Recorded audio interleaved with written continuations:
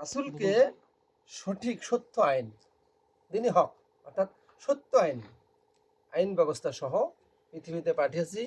তিনি যেন এই আইনকে, এই বিধিবিধানকে, এই নিয়মকে পৃথিবীর অন্য সকল আইনের উপরে প্রতিষ্ঠিত করে।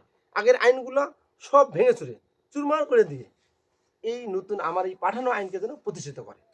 ওয়ালাউ কারিহাল মুশরিকুন, এতে মুশরিকরা যতই চিৎকার করুক যে এটা নতুন আইন, এটা জঙ্গি, এটা রাজাকার, এটা জাদুকর, এগুলো নতুন বাপদাদা ধর্ম শেষ করতেছে, এবং চিল্লাবে, যতই চিল্লাক আপনার কর্ণপাত করা যাবে না, যতই তাদের কাছে অসহনীয় হোক।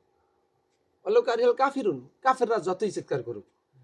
তারপরে আরেকটা জায়গাতে আছে ওয়াকাফা বিল্লাহ শাহিদা, এই ব্যাপারে আল্লাহর সাক্ষ্য যথেষ্ট।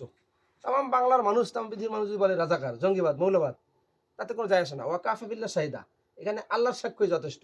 বিগত 16 বছরে আমাদের একেবারে নিকটতম লোকে এসব অনেক কথা বলছে যে যুদ্ধ অপরাধী, রাজাকার, হ্যাঁ এগুলো মানে এটা খারাপ, জঙ্গি, হ্যাঁ পাকিস্তানি, বিভিন্ন অকথ্য ভাষায় গালাগালি করছে। কিন্তু আমরা তাও এটা কর্ণপাত করি নাই, এসব আমরা ধরি নাই। কারণ এখানে আল্লাহ কোরআন নিজে বলছে যে ওয়াকাফা বিল্লাহ শাহিদা, আমরা যে আল্লাহর আইনকে প্রতিষ্ঠিত করার জন্য চেষ্টা করতেছি, এটা যদি বাংলার মানুষও না জানে, আমার আল্লাহ জানতেছি, আমার আল্লাহর সাক্ষ্য যথেষ্ট। আল্লাহ কোরআনে বলছেন।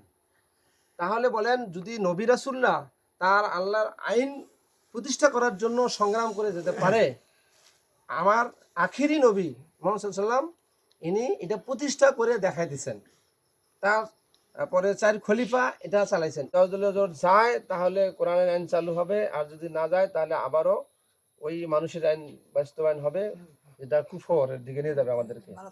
তাহলে আমরা ইমান ঠিক রাখার জন্য, ইমানের দাবি পূরণের জন্য, এখানে কোনো নেতা না, অমুকে আমার কাছে ভোট চায় নাই, দেখা করে নাই, টাকা নাই, নেতা চিনি না, চা খাইতে পারি না, এসব সব বাদ দিয়া যে যেখানে আছি ইমানের মানে দায়িত্বে, মানে ইমানের তাগিদে, ইমানের দাবি পূরণ করার জন্য আমার আত্মীয় স্বজন, বন্ধু বান্ধব, পাড়া প্রতিবেশী যারা আছে সবাইকে আমরা বুঝাবো যে এবারের জন্য সেই আল্লামা যে সাইদি সাহেব স্বপ্ন দেখছিলেন যে বাংলাদেশে একদিন কোরআনের রাজ কায়েম হবে এবং কালিমার পতাকা উঠবে, এই কথাটাকে, এই ওনার দাবি, ওনার জীবনটা উৎসর্গ করে দিয়েছেন। ওনার দাবি পূরণের জন্য এবারে সবাই আমরা একটাবার দাঁড়িপাল্লা মার্কায় ভোট দিয়ে জামাতের ক্ষমতা ইনশাআল্লাহ যার যার জায়গা থেকে